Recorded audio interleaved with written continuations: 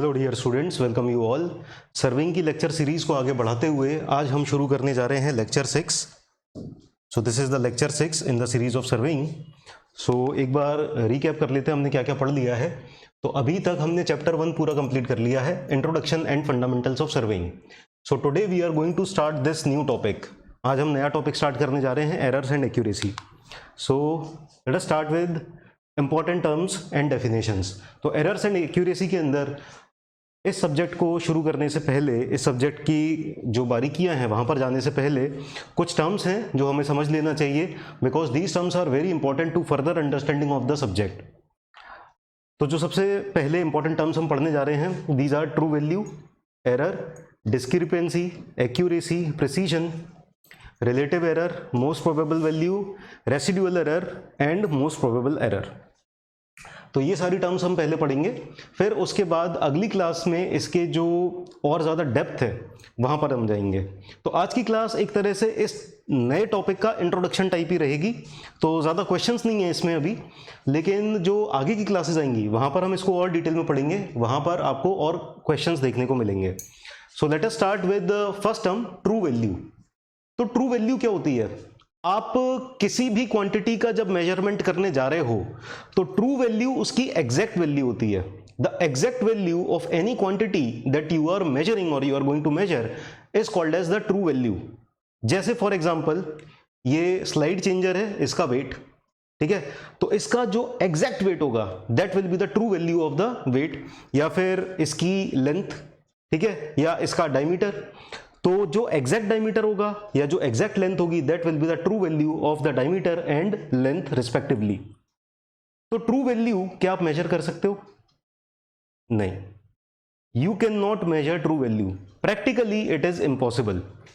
जैसे for example मैं बताऊं, जो लेंथ है 1 मीटर लेंथ किस तरह से डिफाइंड है कि speed of light 1 by some fraction, very very very very very small fraction of second में जितनी लेंथ को ट्रेवल करती है वो light, that is called as 1 metre length.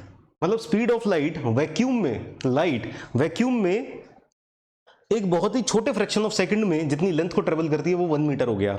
अब उस एग्जैक्ट 1 मीटर लेंथ के लिए जब आप इसको मेजर करने जाओगे ना, इसकी एग्जैक्ट वैल्यू, तो आपको इसको वैक्यूम में रखना पड़ेगा, लाइट को पास करना पड़ेगा, और वो लाइट जितने टाइम में यहां से यहां तक जाएगी उसको आप स्पीड ऑफ लाइट से डिवाइड करोगे, तब आपको इसकी लेंथ मिलेगी। तो प्रैक्टिकल पर्पसेस के लिए ट्रू वैल्यू को डिटरमाइन कर पाना इंपॉसिबल है। कोई भी लेंथ होगी आप ट्रू वैल्यू डिटरमाइन कर ही नहीं सकते, ठीक है। सो फिर वो क्या जो हम मेजर करते हैं, जो वैल्यू इसकी लेंथ की हमें जैसे स्केल से मेजर कर लेंगे। मेरे पास ये स्केल है, let us say, so I am having a scale, और अगर मैं इस स्केल से इसकी लेंथ मेजर कर लेता हूं तो वो क्या होगी? क्या वो एग्जैक्ट वैल्यू होगी इसकी लेंथ की? No, it will not be the exact value, it will be the approximate value, और इसको हम कहते हैं मेजर्ड वैल्यू। अब ये जो लेंथ आएगी ना, इसके अंदर भी बहुत सारे एरर्स होंगे, there will be so many errors. तो इतने जो डिफरेंट टाइप्स के एरर्स होते हैं वो भी हम आगे चल के डिस्कस करेंगे। तो अभी के लिए सबसे इंपॉर्टेंट चीज ये है आपको ये समझना कि किसी भी क्वांटिटी की जो एग्जैक्ट वैल्यू होती है वो ट्रू वैल्यू होती है, और वो हम मेजर नहीं कर सकते। प्रैक्टिकल पर्पसेस के लिए हम यही मानेंगे कि we are not able to measure the true value of any quantity, ठीक है। So true value, let us write down, it is the exact value of any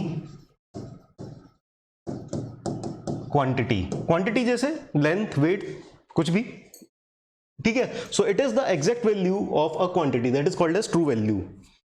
so it can not be determined, it can not be, and hence terms like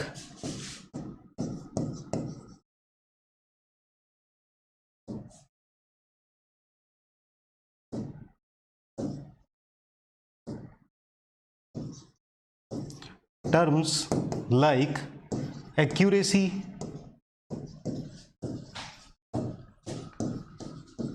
precision, error etc comes into picture.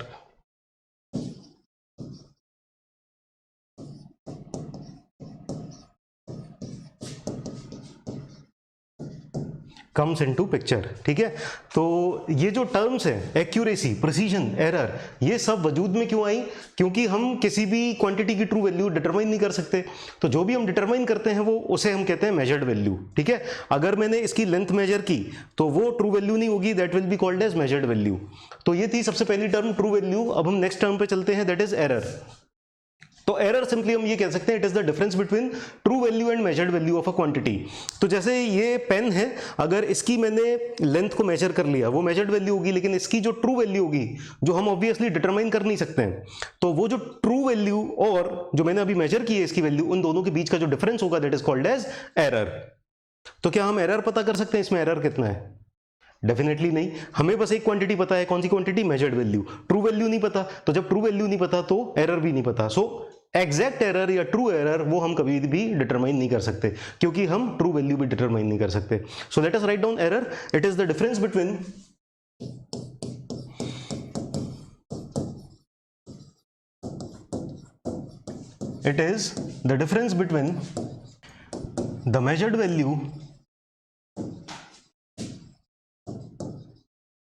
the measured value and true value of a quantity,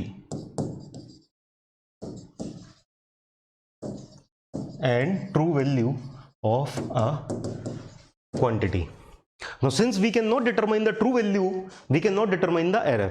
Okay, so error क्या होगा? Error का अगर हम formula लिखना चाहें, error will be equal to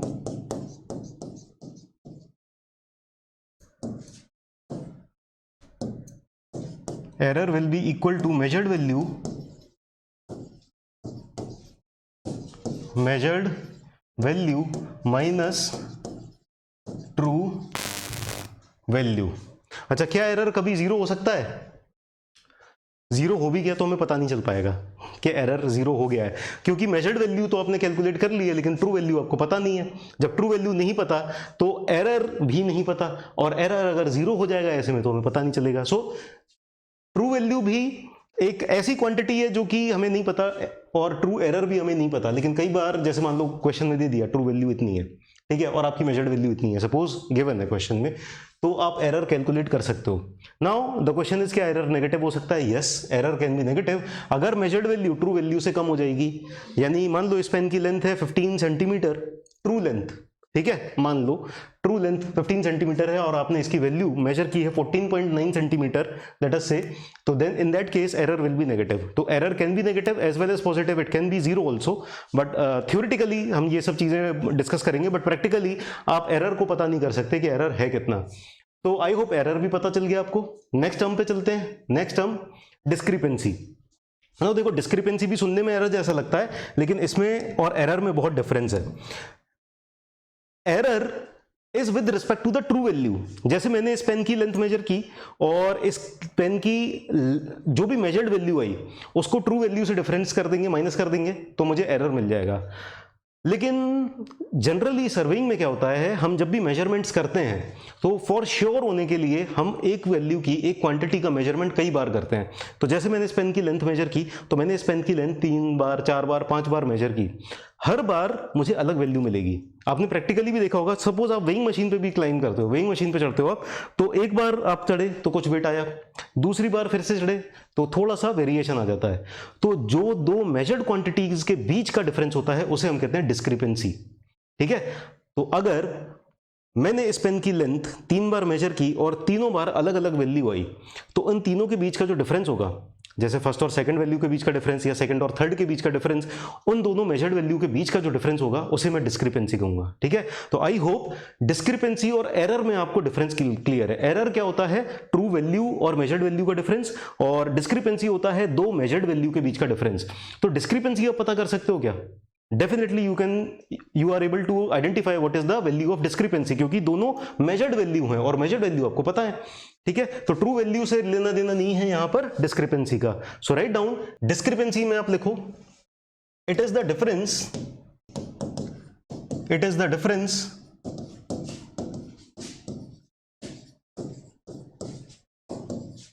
between the two measured values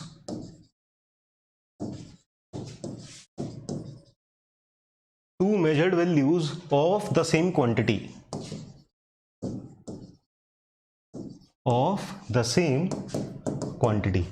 तो एक ही quantity है, जैसे इस पेन की लेंथ या फिर मेरा वेट, तो सेम क्वांटिटी को मैं मेजर कर रहा हूं कई बार, तो 2, 3 बार, 4 बार, जितनी बार मैंने मेजर किया, तो उन सारी मेजर्ड वैल्यूज के बीच में जो डिफरेंस आ रहा है उसे हम कहते हैं discrepancy.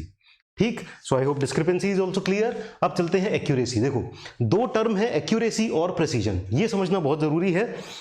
These are the most important terms that you have to understand, और ये कई जगह बड़ी बड़ी कोचिंग्स में भी इनको गलत पढ़ाते हैं। ठीक है, तो आपको यहां पर एक्यूरेसी और प्रेसिजन समझना जरूरी है। देखो एक्यूरेसी क्या होती है? एक्यूरेसी होती है जैसे आपने इस पेन की लेंथ को मेजर किया, तो जब आपने इस पेन की लेंथ को मेजर किया, वो मेजर्ड वैल्यू ट्रू वैल्यू के कितनी पास आई, that is called as accuracy. मतलब अगर इस पेन की ट्रू लेंथ है, फिर से हाइपोथेटिकली ले लेते हैं, ट्रू लेंथ है 15 सेंटीमीटर, और मैंने अगर इसकी लेंथ मेजर किया 14.9 सेंटीमीटर, तो मेरी एक्यूरेसी कितनी है? ठीक है, कितनी है? 0.1 सेंटीमीटर के बराबर मेरी एक्यूरेसी है। ठीक है, तो एक्यूरेसी क्या हो गया? मेजर्ड वैल्यू से हमारी एक्यूरेसी क्या हो गया? हमारी मेजर्ड वैल्यू ट्रू वैल्यू के कितनी पास में है। तो जितनी ज्यादा पास में होगी उतना ज्यादा हमारा एक्यूरेट मेजरमेंट हमने किया है। ठीक है, अब एक्यूरेसी और प्रिसीजन में सब लोग बहुत ज्यादा कंफ्यूज रहते हैं। एक्यूरेसी का मतलब होता है कि मेजर्ड वैल्यू का ट्रू वैल्यू से क्लोजनेस, दैट इज एक्यूरेसी। अब मान लो इस पेन की लेंथ थी, एक्चुअल लेंथ है 15 सेंटीमीटर। ठीक है, अब मैं आपको एग्जांपल देता हूं एक्यूरेसी का। मान लो किसी एक पर्सन ने मेजर किया इसकी length 14.9 centimetre, 14.89 centimetre, 15.25 centimetre, 15.12 centimetre. ठीक है, ये चार वैल्यूज मेजर करके ऑब्टेन की। एग्जैक्ट वैल्यू कितनी थी इसकी एग्जैक्ट वैल्यू थी 15 सेंटीमीटर। ठीक है, तो ये काफी ज्यादा क्लोज है, ये सारी वैल्यूज अगर आप देखोगे तो ये काफी ज्यादा क्लोज है 15 सेंटीमीटर के। ठीक है, तो एक्यूरेसी क्या कहते हैं? एक्यूरेसी का मतलब हो गया कि जो भी आपने मेजर की है वैल्यूज, वो ट्रू वैल्यू के कितनी पास में है, उतना आपका रिजल्ट एक्यूरेट है। ठीक है, अब हम चलते हैं प्रिसीजन पे। प्रिसीजन भी यहीं पर समझ लेते हैं। मान लीजिए किसी दूसरे पर्सन ने मेजरमेंट किया, उसने मेजरमेंट किया 14.352 सेंटीमीटर, 14.351 सेंटीमीटर, 14.353 सेंटीमीटर और 14.352 सेंटीमीटर। ठीक है, तो आप ये बताओ कि ये वैल्यूज ट्रू वैल्यू के ज्यादा नजदीक हैं या फिर ये वैल्यूज ट्रू वैल्यू के ज्यादा नजदीक हैं। तो आप कहोगे कि 15 सेंटीमीटर के पास में ये वाली वैल्यूज 15 सेंटीमीटर के ज्यादा पास में, तो these are more accurate.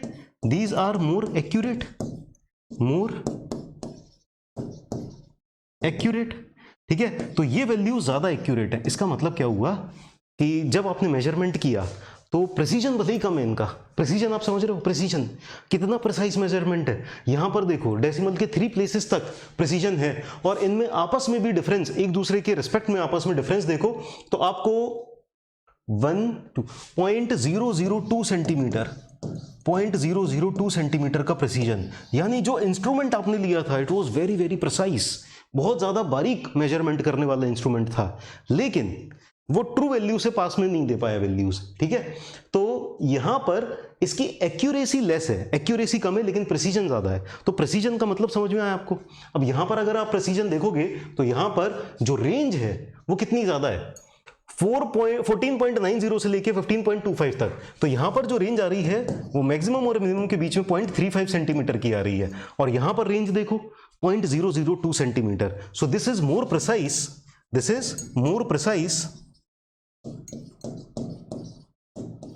Precise and this is more accurate, ये वाली। ठीक है, ये ट्रू वैल्यू के कितनी ज्यादा पास में है, ये ट्रू वैल्यू के ज्यादा पास में, these are more accurate, and ये इनका आपस में डिफरेंस बहुत कम है, so these are more precise. इसको एक दूसरे एग्जांपल से लेके समझते हैं। ठीक है, let me give you another example.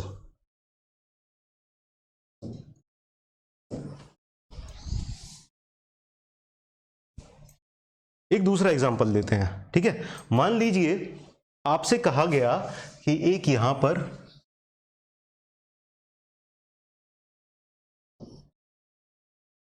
निशाना लगाना है आपको, ठीक है। तो आपके हाथ में बंदूक है और आपको, या एरो है, तीर है, जो भी है, आपको यहां पर इस पॉइंट पर निशाना लगाना है।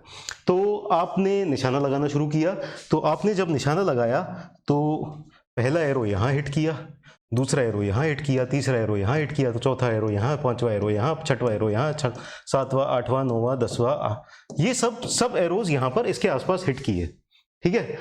तो अब एक दूसरा दोस्त आया, आपका फ्रेंड आया, है ना, वो अपना इंस्ट्रूमेंट लेके आया, अपनी गन लेके आया, या अपना धनुष बाण लेके आया, ठीक है। और उसने जब हिट करना शुरू किया तो पहला यहाँ लगा, दूसरा यहाँ लगा। आई थिंक ये दिखाई नहीं दे रहा है, कलर चेंज कर लेते हैं।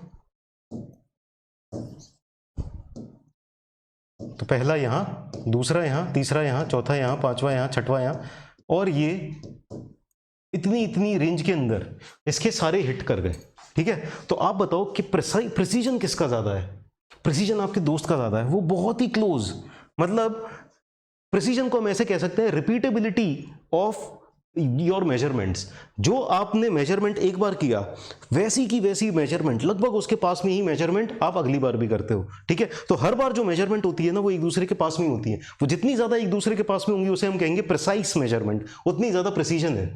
यहां पर प्रिसीजन लैग कर रहे हैं, लेकिन जो टारगेट है उसके आसपास ही है, ठीक है।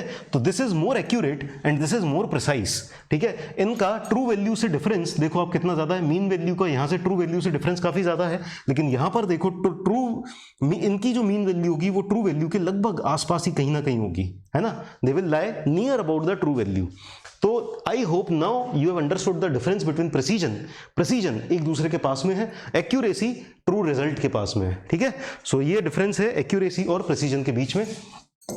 सो let us now define them. इन दोनों की डेफिनेशन लिख लेते हैं। तो first of all we will write about accuracy. So accuracy, it is the closeness of a measured value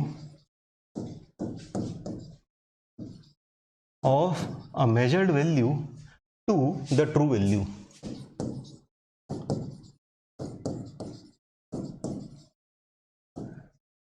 So accuracy is the closeness of a measured value to the true value. तो true value अगर 15 centimetre है और आपने जब आपने measurement किया तो इसके आसपास ही 15 के आसपास ही आ रही है आपकी measured values, then I will say कि आपकी वैल्यू ज्यादा एक्यूरेट है। अब चलते हैं नेक्स्ट टर्म पे, that is precision. So write down precision, it is the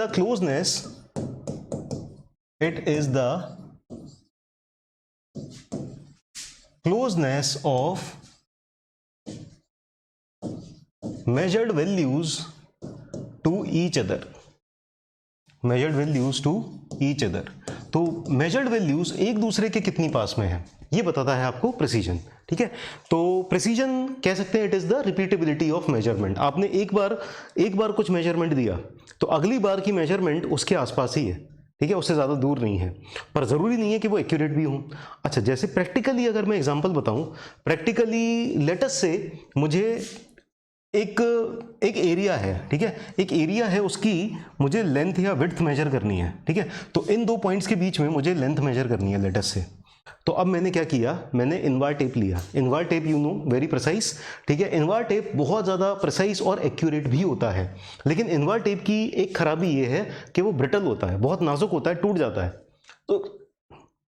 तो क्या हुआ, आप इनवार टेप को लेके गए आप इनवार टेप को लेके गए और इनवार टेप से आपने मेजरमेंट किया इस लेंथ का, ठीक है। और जब आप मेजरमेंट कर रहे थे इनवार टेप आपसे टूट गया। तो जब वो टूट गया फिर आपने क्या किया कि एक सीनियर डांटेंगे या कुछ भी होगा, जिस भी वजह से आपने कहा कि काम चलाते हैं, है ना। तो आपने इनवार टेप को ज्वाइन कर दिया आपस में, फेविक्विक लगा दिया या कुछ भी लगा दिया। उससे क्या हुआ कि वहां पर इसकी लेंथ डिस्टर्ब हो गई। जब लेंथ डिस्टर्ब हो गई तो सपोज 2 mm का डिफरेंस आ गया, तो 2 mm का डिफरेंस आ गया।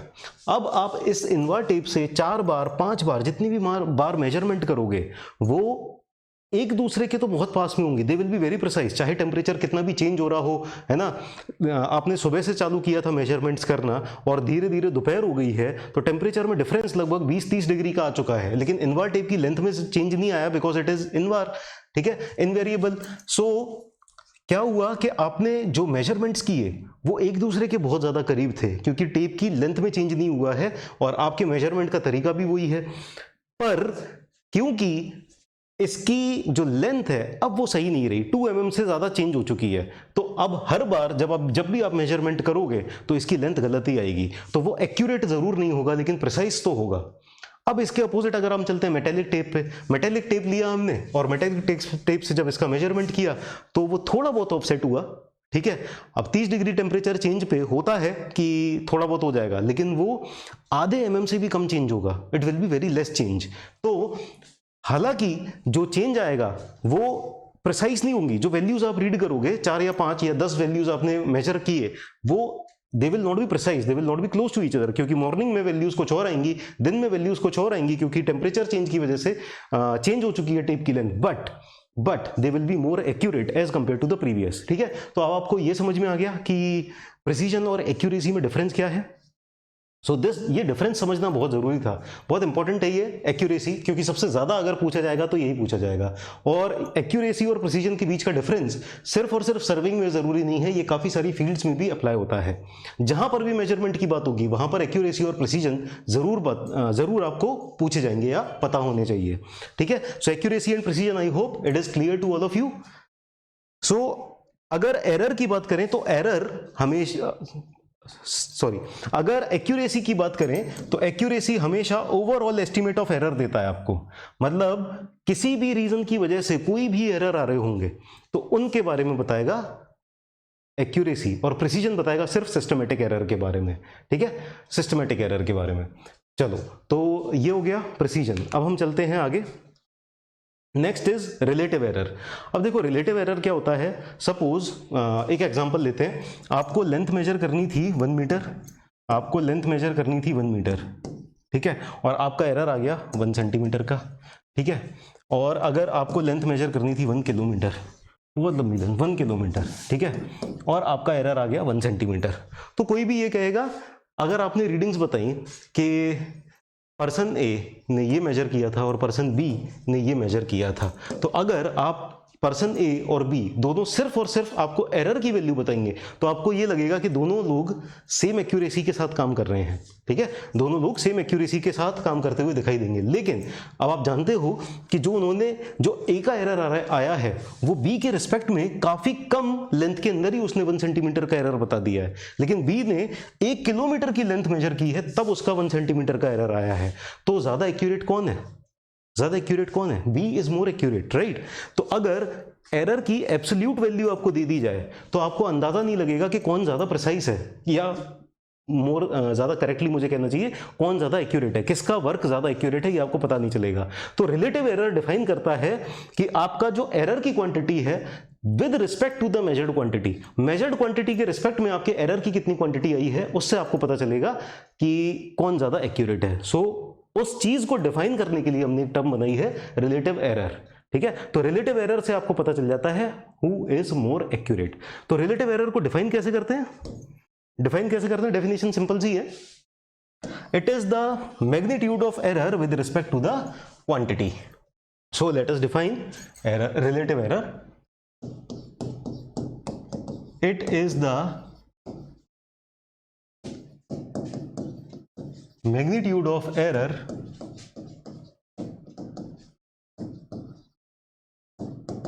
in relation to the magnitude of quantity, magnitude of measured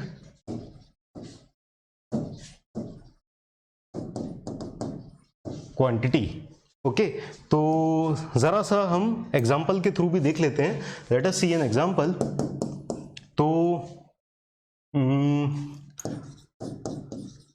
magnitude of quantity, magnitude of quantity measured, जो भी क्वांटिटी मेजर की गई है उसका मैग्नीट्यूड कितना है, ठीक है। फिर इसके रिस्पेक्ट में हम देखते हैं what is the value of error, what is the value of error, और फिर देखते हैं हम relative error.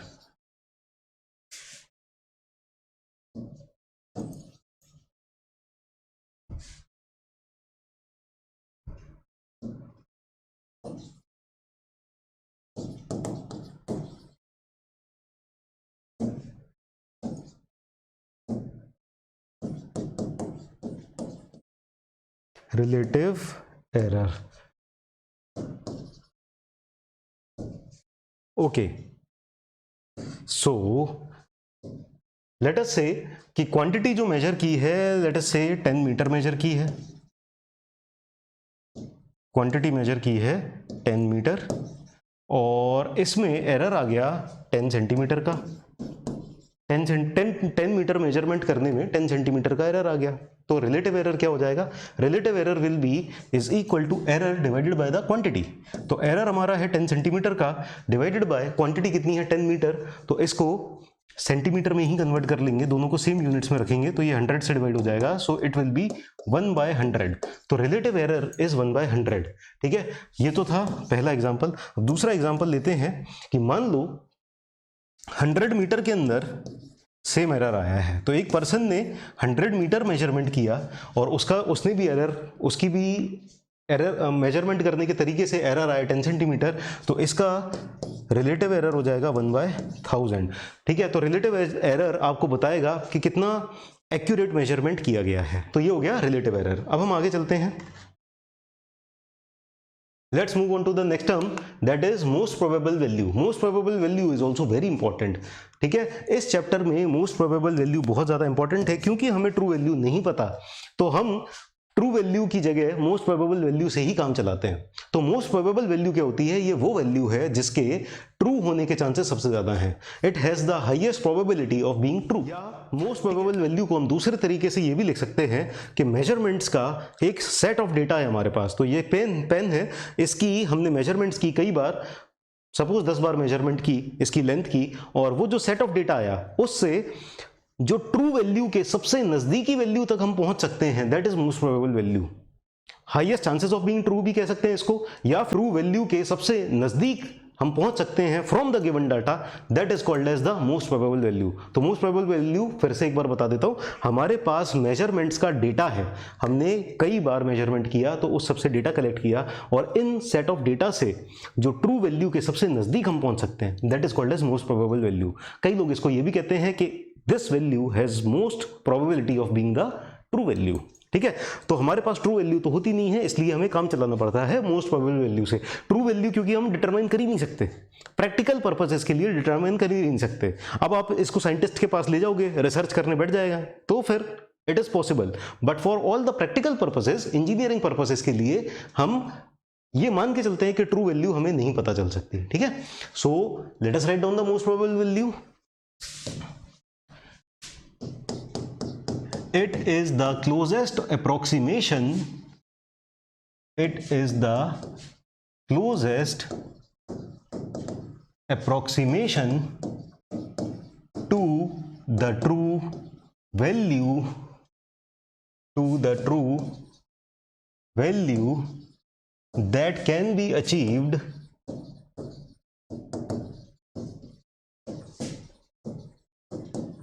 from the given set of data, from the given set of data। ठीक है, so this is the most probable value.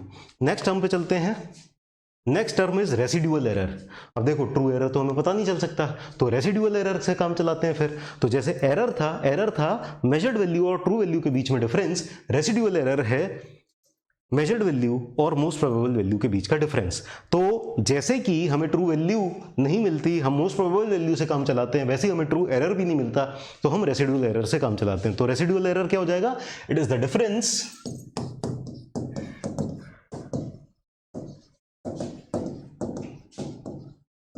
The difference between the measured value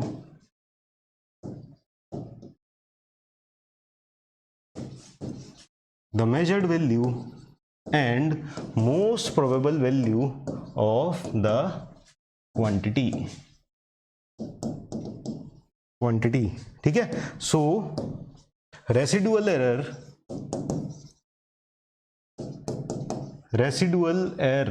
will be equal to measured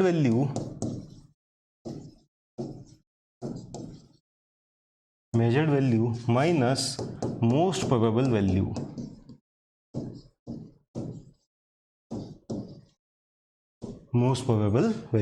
ठीक है। So this is the residual error. Okay, तो अब next देखते हैं हम most probable error. Next quantity is most probable error. अब देखो most probable error क्या होती है। मोस्ट प्रोबेबल एरर कहीं ना कहीं मोस्ट प्रोबेबल वैल्यू से रिलेटेड है ना। मोस्ट प्रोबेबल वैल्यू हमें नहीं पता कि ये ट्रू वैल्यू है या नहीं। Definitely it will not be a true value, but it is the closest approximation to the true value. जो हम गिवन सेट ऑफ डेटा से ट्रू वैल्यू के सबसे नजदीक तक पहुंच सकते हैं वो मोस्ट प्रोबेबल वैल्यू है। उससे ज्यादा पास में हम इस सेट ऑफ डेटा से ट्रू वैल्यू तक नहीं पहुंच सकते। Now most probable value true value से कितनी दूर होगी या कितनी पास होगी, ये बताता है मोस्ट प्रोबेबल एरर। ठीक है, तो most probable value true value से जितनी दूर पे है, जितने डिस्टेंस पे है, वो हो जाएगा मोस्ट प्रोबेबल एरर। तो यानी हमारे पास मोस्ट प्रोबेबल वैल्यू आ चुकी है। गिवन सेट ऑफ डेटा से हमने मोस्ट प्रोबेबल वैल्यू को कैलकुलेट कर लिया है। तो जब हमने मोस्ट प्रोबेबल वैल्यू को कैलकुलेट कर लिया है गिवन सेट ऑफ डेटा से, इसके अंदर अगर मैं मोस्ट प्रोबेबल एरर को या तो ऐड कर दूं या माइनस कर दूं, तो मुझे एक लिमिट मिल जाएगी कि इस लिमिट के अंदर, इस रेंज के अंदर ट्रू वैल्यू होनी चाहिए। ठीक है, तो ये एक लिमिट सेट कर देती है जिसमें एक इवन चांस होता है ट्रू वैल्यू के लाई करने का। So that is the most probable error. तो मोस्ट प्रोबेबल एरर किससे रिलेटेड है? मोस्ट प्रोबेबल वैल्यू से। So most probable value true value से कितनी दूर है? तो ट्रू वैल्यू इधर भी हो सकती है, इधर भी हो सकती है। तो मैं क्या करूंगा, मोस्ट प्रोबेबल वैल्यू में मोस्ट प्रोबेबल एरर को ऐड किया, मोस्ट प्रोबेबल वैल्यू के अंदर मोस्ट प्रोबेबल एरर को माइनस किया, तो मुझे एक रेंज मिल गई और इस रेंज के अंदर मेरे इवन चांस है कि ट्रू वैल्यू लाई करेगी। ठीक है, so this is the definition of most probable error. So let us write down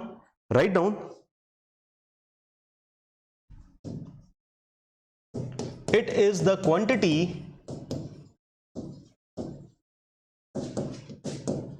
the quantity, which when added to and subtracted from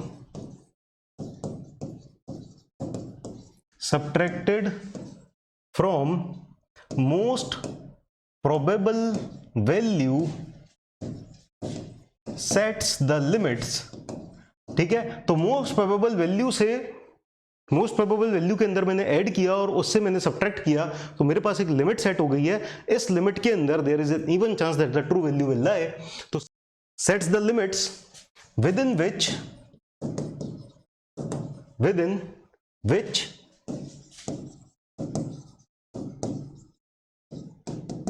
there is an even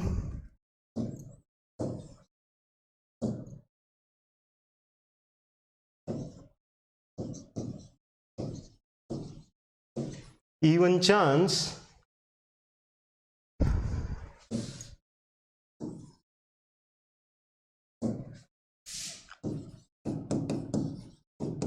within which there is an even chance that the true value will lie, that the true value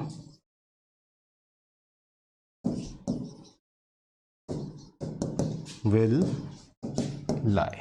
ठीक है, तो true value इसी limit में लाई करने की एक even chance है। ठीक है, so this is the most probable error. Next let us C.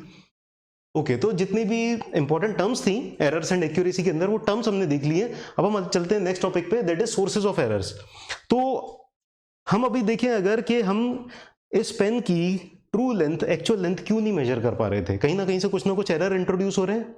There are some instruments, there are some errors which are introduced. What are the sources of those errors? इन errors का source क्या है वो देखते हैं। सो sources of errors अगर हम देखें तो there can be 3 sources of errors: natural errors, instrumental errors and personal errors. बहुत ही आसान है समझना, natural errors, instrumental errors and personal errors. Natural errors किस वजह से होंगे? नेचर की वजह से। जैसे कि अभी हमने एग्जांपल लिया था टेम्परेचर चेंज। ठीक है, तो वो जो टेम्परेचर चेंज हुआ वो नेचर की वजह से हुआ। रिफ्रैक्शन, रिफ्लेक्शन, अर्थ का कर्वेचर, ठीक है। तो ये सब आगे चल के आप देखोगे थियोडोलाइट वगैरह में जब हम लेवलिंग करते हैं, वहां पर कंटूरिंग करते हैं, चेन से लेंथ मेजर करते हैं, हर चीज में कहीं ना कहीं आपको नेचुरल एरर्स देखने को मिलेंगे, ठीक है। There will be natural errors in each and every measurement. तो नेचुरल एरर किस वजह से, जो भी एरर्स आ रहे हैं जो नेचर की वजह से, हमारे एनवायरमेंट की वजह से इंट्रोड्यूस हो रहे हैं, these are called as natural errors, ठीक है। तो एक बहुत ही सिंपल सा एग्जांपल है इसका कि जब आपने चेन ली या टेप लिया या स्केल ली, ठीक है, ये स्केल ली, ये स्केल है मेरे पास, इस पे लिखा हुआ है कि ये यहां से यहां तक इसकी लेंथ है 30 सेंटीमीटर तक, ठीक है। पर जब मैं मेजर करने जाऊंगा, जब ये मैन्युफैक्चर हुई थी तब हो सकता है कि इसकी लेंथ कुछ और थी, क्योंकि तब टेम्परेचर कुछ और था और अभी टेम्परेचर कुछ और हो चुका है। हो सकता है इसको मैन्युफैक्चर किया गया था 24 डिग्री सेल्सियस पर, अभी मैं जहां पर काम कर रहा हूं वहां पर टेम्परेचर है 35 डिग्री सेल्सियस। तो ये जो लेंथ इंक्रीज हो गई है इसकी, है ना, अब ये उतनी लेंथ नहीं रही है, 30 सेंटीमीटर से ज्यादा लेंथ हो चुकी है। तो 30 सेंटीमीटर से ज्यादा लेंथ हो चुकी है, किसकी वजह से? Because of temperature change. और ये टेम्परेचर चेंज किसने इंट्रोड्यूस किया? ये नेचर ने इंट्रोड्यूस किया है। So this is one very small example of natural error. और भी मैंने एग्जांपल आपको बताया, जैसे कि रिफ्रैक्शन की वजह से या फिर अर्थ के कर्वेचर की वजह से, ठीक है। तो आगे चल के आप देखोगे ये सारे एरर्स आएंगे। So the errors that are introduced by the natures are called as natural errors, ठीक है। तो ये हो गया नेचुरल एरर्स। अब आते हैं अगले इंस्ट्रूमेंटल एरर्स पे। तो फिर से इसी स्केल से ये एग्जांपल लेते हैं, सिंपल से एग्जांपल से समझने की कोशिश करते हैं। ये स्केल है, इस स्केल को जब मैन्युफैक्चर किया गया, हो सकता है कि कुछ मैन्युफैक्चरिंग डिफेक्ट रहा हो। ये जो 30 सेंटीमीटर की लेंथ है या फिर ये जो 140 यहां पर लिखा है 1 फीट की लेंथ है, तो क्या ये सनलाइट वाला वही सब किया था क्या कि वैक्यूम में एक लाइट रे को पास किया गया और देखा कि ये इतनी लेंथ कितने डिस्टेंस में कितने टाइम में ट्रेवल कर रही है और उस हिसाब से इसकी लेंथ को मार्क किया गया है? नहीं किया गया, ठीक है। तो इसकी जब मैन्युफैक्चरिंग हुई थी वहां पर भी कुछ एरर था, ठीक है। तो हो सकता है कि ये स्केल की मैन्युफैक्चरिंग के टाइम पे ही कुछ डिफेक्ट रहा हो, या फिर जब आप एंगल मेजर करते हो तो थियोडोलाइट के अंदर हो सकता है एंगल मेजरमेंट में कुछ ना कुछ डिफेक्ट हो। तो वो जो डिफेक्टेड इंस्ट्रूमेंट रहते हैं, या फिर कई बार ऐसा होता है कि आपने इंस्ट्रूमेंट की सेटिंग गलत की। थियोडोलाइट की प्लेट एकदम लेवल, जो लेवलिंग होनी चाहिए वो पूरी तरह से हॉरिजॉन्टल होना चाहिए, वो हॉरिजॉन्टल नहीं हुआ, ठीक है। तो ये सारे एरर्स हो जाएंगे आपके इंस्ट्रूमेंटल एरर्स, ठीक है।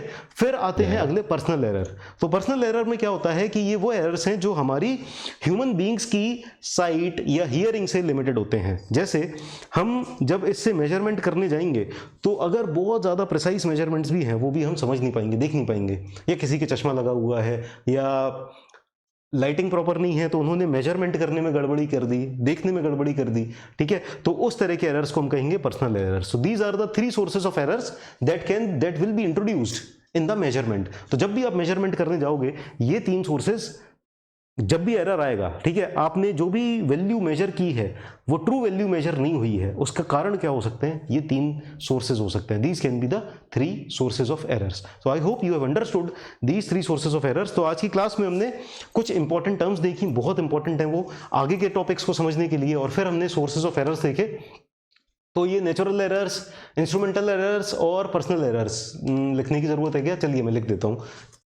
तो चलिए इनके अंदर लिख देते हैं, क्योंकि बहुत सारे लोग नोट्स बना रहे होंगे, तो इन लेक्चर्स को देख के आपको नोट्स बनाना आसान हो। सो नेचुरल एरर्स के अंदर हम लिखते हैं, so write down these occur due to the variation in natural phenomena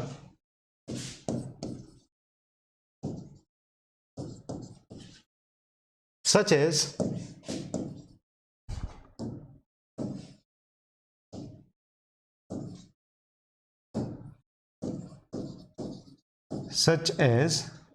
temperature change,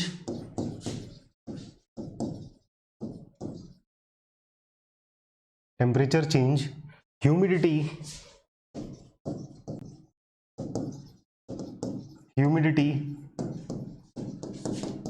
gravity, wind, refraction etcetera, ठीक। तो ये नेचुरल फिनोमेना की वजह से अगर कर रहे हैं। क्या ये सर्वेयर के कंट्रोल में है? आपके और हमारे कंट्रोल में है? No, these are beyond the control of the surveyor और the person who is taking the measurements. पर अप्रोप्रिएट मेजर्स लेके इनको हम एक परमिसिबल लिमिट के अंदर कंटेन कर सकते हैं, ठीक है। If we take necessary precautions we can contain them in permissible limits. इनको एलिमिनेट तो हम नहीं कर पाएंगे, but we can take certain steps to contain them in permissible limits. Next अब आते हैं इंस्ट्रूमेंटल एरर्स पे। तो इंस्ट्रूमेंटल एरर्स जैसे कि हम ऑलरेडी डिस्कस कर चुके हैं, तो लिख लेते हैं इनके बारे में। दीज रिजल्ट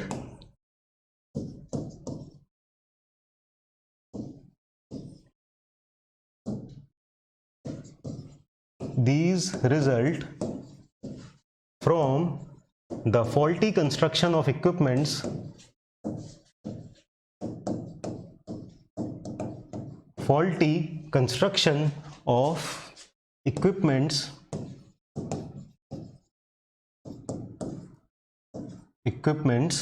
or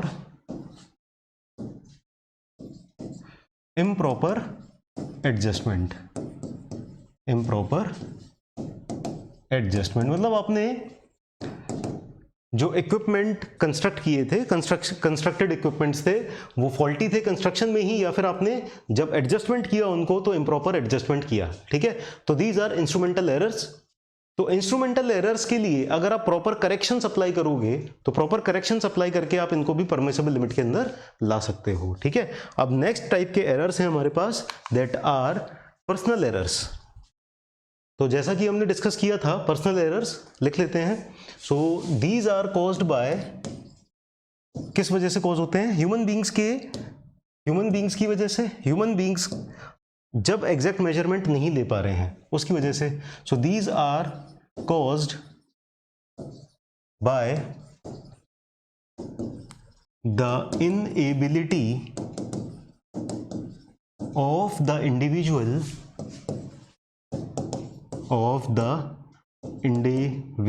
इंडिविजुअल मतलब यहां पर कौन होगा? सर्वेयर।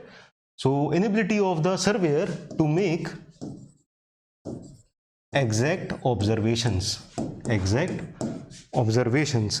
तो हमारी जो हमारा जो सर्वेयर है या हम भी हैं, हमें अगर बोला जाए कि ये जो बारीक मार्किंग्स हैं, इनके करस्पॉन्डिंग आप इस लेंथ को मेजर कर लो, तो कई बार हम लोग हमारी जो लिमिटेशंस है, आई साइट की लिमिटेशंस हैं, उस वजह से हम उतना ज़्यादा प्रिसाइज मेजरमेंट्स नहीं कर सकते हैं, ठीक है। तो हम जो एग्जैक्ट मेजरमेंट नहीं कर पा रहे हैं, उसकी लिमिटेशंस हैं, उस वजह से जो एरर्स आ रहे हैं वो these are called as personal errors to make exact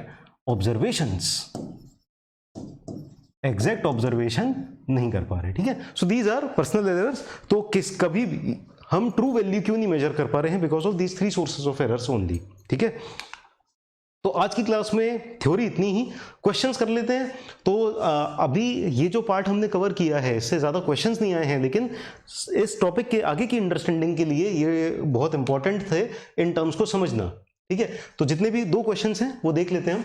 residual error is the difference between most probable value and observed value of a quantity, ठीक है। तो ये इसकी डेफिनेशन में हम ऑलरेडी पढ़ चुके हैं। ये यूपीपीएससी 2004 में आया हुआ क्वेश्चन है, ठीक है। Next, difference between the most probable value of a quantity and it's observed value is residual error, ठीक है। तो इसी क्वेश्चन को, सेम क्वेश्चन को 2 बार अलग तरीके से रिपीट करके पूछ लिया गया है। तो यहाँ ये आया था यूपीपीएससी 2011 में, तो सेम क्वेश्चन यूपीपीएससी 2004 में आया है और 2011 में आया है। तो ठीक है, आज की क्लास यहाँ पर खत्म करते हैं। So thank you dear students, let's crack it. और अगर आपको अनअकैडमी प्लस या आइकॉनिक सब्सक्रिप्शन लेना हो, you can use code AS Rathore. तो वहां पर आपको कंप्लीट सिलेबस कवरेज मिल जाएगा। सो ये कोड आप यूज कर लोगे तो 10% ऑफ डिस्काउंट तो मिलेगा ही मिलेगा, साथ में प्लस के और आइकॉनिक के सारे बेनिफिट्स आप अवेल कर सकते हो, ठीक है। Thank you. So see you in the next class, let's crack it.